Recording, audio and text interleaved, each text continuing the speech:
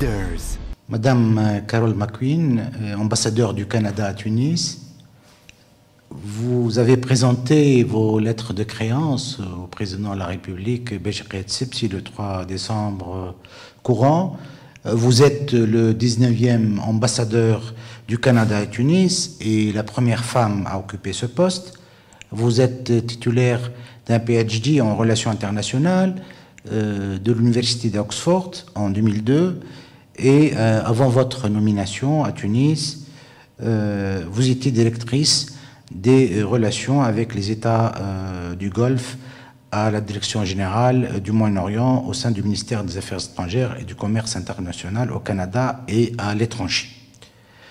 Vous vous êtes investi également dans le domaine humanitaire puisque vous avez travaillé auprès de la mission de maintien de la paix des Nations Unies en République démocratique du Congo.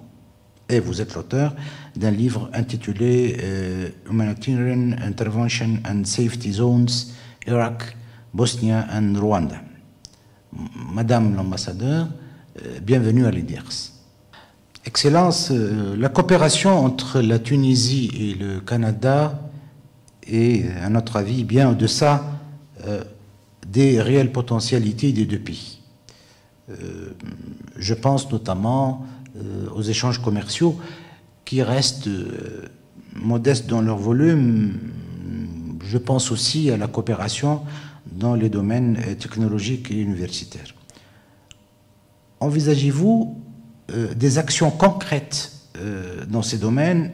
Ne pensez-vous pas qu'il serait opportun d'organiser une visite du chef de la diplomatie canadienne en Tunisie en 2016 et pourquoi pas une visite du Premier ministre canadien dans le but d'impulser davantage les relations d'amitié et de coopération entre la Tunisie et le Canada? Merci beaucoup pour la question. Premièrement, je suis très heureuse d'être ici à Leaders, d'avoir l'occasion de vous dire bonjour et de dire bonjour à plusieurs Tunisiens. Je sais que c'est une revue très bien appréciée ici, donc merci pour ça. Donc c'est vrai que le Canada et la Tunisie, nous avons une longue histoire d'amitié. On a ouvert une ambassade ici en 1957, donc ça fait presque 60 ans que nous sommes amis. Le Canada admire beaucoup la Tunisie. Le Canada appuie la Tunisie dans sa transition démocratique. On reconnaît que ce que vous aviez fait avec le printemps arabe est magnifique et je pense le fait que le quartet a gagné le prix Nobel démontre tout le progrès que vous avez fait et on vous applaudit pour ça. Nous partageons aussi une langue en commun. Cela enrichit nos liens. Et nous avons beaucoup de Tunisiens qui habitent au Canada, au moins 25 000, ainsi que plusieurs Tunisiens qui sont allés au Canada pour étudier. Donc, nous pensons que c'est très important de maintenir les liens d'amitié. Et moi, mon mandat, je veux absolument agrandir nos liens, les rendre plus forts. On aimerait toujours avoir une visite ici de nos chefs politiques, mais on commence ici par moi à l'ambassade en faisant le travail ici comme on peut. Excellence, comme vous le savez, comme vous l'avez mentionné, la Tunisie avance à pas sûr dans la voie de la transition démocratique, liberté d'expression, une constitution progressiste, une société civile dynamique où la femme joue un rôle prépondérant. Autant de réalisations accomplies depuis la Révolution. Cependant, la Tunisie fait face actuellement à d'énormes défis. Une conjoncture socio-économique difficile, une guerre déclarée au terrorisme, un secteur touristique sinistré du fait d'opérations terroristes. À votre avis, que peut faire le Canada pour aider la Tunisie dans cette phase cruciale de son histoire, et précisément dans deux domaines. Le domaine économique, sachant que le Canada est le seul pays du G7 qui n'a pas investi en Tunisie, et dans le domaine touristique à travers l'incitation des citoyens canadiens à venir en grand nombre en Tunisie après les mesures prises par le gouvernement tunisien en matière de sécurité. Merci beaucoup. Donc, je pense que le Canada est fortement présent ici, surtout dans le domaine de l'éducation. C'est une grande priorité pour nous. Et moi, la semaine passée, j'ai reçu à l'ambassade une centaine d'amis du Canada, donc plusieurs étaient des Tunisiens qui avaient étudié au Canada. Et presque tous ces gens sont des entrepreneurs qui ont commencé des commerces de petite ou moyenne taille et qui emploient des gens qui sont surtout dans les nouvelles technologies. Donc, je pense de ce côté-là, il y a de liens très forts entre le Canada dans ces secteurs de petite et moyenne technologie. Aussi, dans le domaine de l'éducation, nous avons ici même deux écoles canadiennes qui fonctionnent, le Collège La Salle et l'École canadienne de Tunisie. Et ça, c'est une autre chose très importante que les Tunisiens soient bien éduqués. Ils le sont déjà, mais qu'on renforce cette capacité parce que c'est justement ces genres de personnes qui vont créer des emplois de l'avenir. Nous avons aussi, bien sûr, des échanges commerciaux dans le blé, dans l'huile d'olive où nous achetons, etc. Donc, de ce côté-là, je pense que nos relations sont fortes. Aussi, le Canada appuie certains projets dans le domaine de soutien à la démocratie et dans le domaine d'aider l'État avec les problèmes de sécurité, mais c'est surtout des projets avec soit des sociétés civiles ou soit les Nations Unies.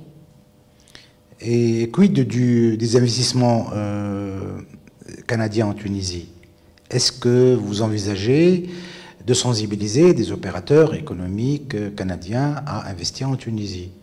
C'est sûr, on continue avec ce travail. Donc, je pense on a fait des efforts pour amener des Tunisiens au Canada pour voir. On a eu deux missions de commerce un en 2014, un en 2015 pour encourager ça. On a signé un nombre d'engagements pour essayer de faciliter les liens entre, par exemple, la Chambre de commerce de Sfax et la Chambre de commerce de Laval. On aimerait bien ça, pouvoir amener des investisseurs canadiens ici. On aimerait envisager dans l'avenir peut-être de créer des missions de ce genre. C'est vrai que les conditions sécuritaires compliquent malheureusement un peu ce genre d'activité parce que les investisseurs ont un peu plus peur. Donc, on espère que ces prochains 6 mois et tout, que l'État va aller de mieux en mieux pour rétablir la sécurité ici pour qu'on puisse aller de l'avant avec les projets de liens commerciaux. Tout à l'heure, Excellence, vous soulignez qu'il y a près de 25 000 Tunisiens qui vivent actuellement au Canada, dont beaucoup poursuivent leurs études dans votre pays. C'est dire l'importance qu'accorde nombre de Tunisiens à la destination Canada. Et je voudrais vous demander dans quelle mesure le gouvernement canadien est-il disposé à faciliter l'obtention de visas pour les citoyens tunisiens qui veulent notamment rendre visite à leurs proches au Canada et à accélérer les procédures d'immigration en coordination avec l'ambassade de Tunisie à Ottawa. Donc, le Canada, au niveau de l'immigration et les visas pour les étudiants, ils ont des règlements très clairs qui sont disponibles sur nos sites d'Internet, etc. Et donc, les étudiants, s'ils suivent ces règlements, s'ils montrent qu'ils ont les moyens pour étudier au Canada, etc., et ils présentent un fichier crédible, c'est sûr qu'on peut leur donner des visas pour étudier au Canada. Et chaque année, on reçoit plusieurs étudiants tunisiens au Canada, surtout au Québec, mais aussi dans d'autres provinces du Canada. Et pour les autres Tunisiens, Je ne parle pas uniquement des étudiants, mais pour les Tunisiens qui veulent se rendre au Canada. Y a-t-il des mesures à prendre au niveau du gouvernement fédéral pour faciliter l'obtention de visa pour les Tunisiens? Vous voulez dire pour aller visiter le Canada ou Oui. pour immigrer en... Non, pour aller visiter et pour immigrer.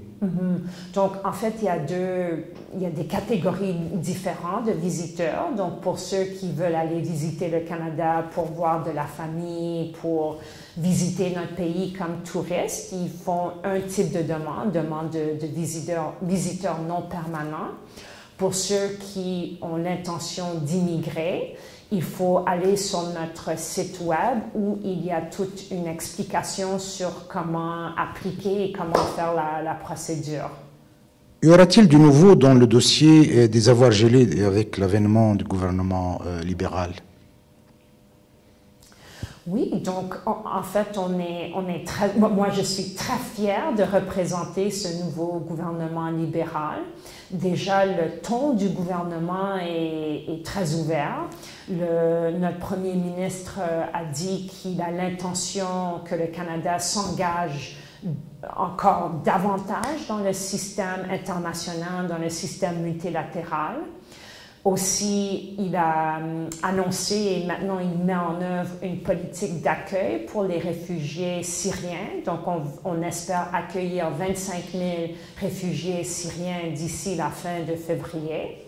Aussi, on a eu un très, très bon moment à COP21 sur cette conférence à Paris sur l'effet de serre et les changements climatiques, où le Canada a joué un rôle important avec d'autres pour trouver un agrément commun que tous les pays du monde se sont mis derrière.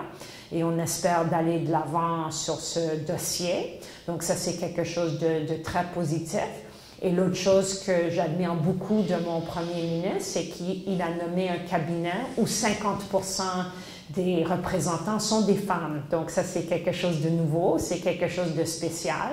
Et même le fait que je suis la première femme ambassadeur en Tunisie, c'est un grand honneur pour moi. En fait, ma question portait sur les avoirs de la famille de l'ancien président gelé au Canada. Y aura-t-il du nouveau à ce sujet-là? Donc oui, après la révolution de 2011, le Canada a gelé les biens que la Tunisie nous avait demandé de geler. Et là, on est dans une situation où, en fait, on attend de votre gouvernement certaines preuves et évidences pour pouvoir aller de l'avant sur ce sujet. Mais jusqu'à présent, les biens sont gelés et on attend la résolution de l'affaire. Dernière question. Tunisair a désigné et dépêché un responsable à Montréal en décembre pour préparer l'établissement d'une ligne directe Tunis-Montréal qui entamera donc ses vols en 2016. Qu'en pensez-vous? Surtout en ce qui concerne donc le tourisme, comme je l'ai souligné tout à l'heure, pour encourager des Canadiens à venir en Tunisie. Non, nous sommes très heureux d'apprendre cette nouvelle. En fait, notre ambassade essaie de faciliter ce projet parce qu'on trouve que ça serait magnifique pour le commerce et possiblement pour le tourisme d'avoir une ligne directe entre Montréal et Tunis. Au niveau des touristes, on voit que le gouvernement actuel, avec l'aide des membres du G7, font beaucoup de travail pour améliorer la sécurité dans les sites touristiques en Tunisie et dans les hôtels. Donc, on suit ça de très près pour voir comment ça avance et on espère que la sécurité va s'améliorer dans le pays d'ici peu de temps. Merci beaucoup, Excellence. Oh, merci beaucoup. C'était mon grand plaisir d'être ici parmi vous.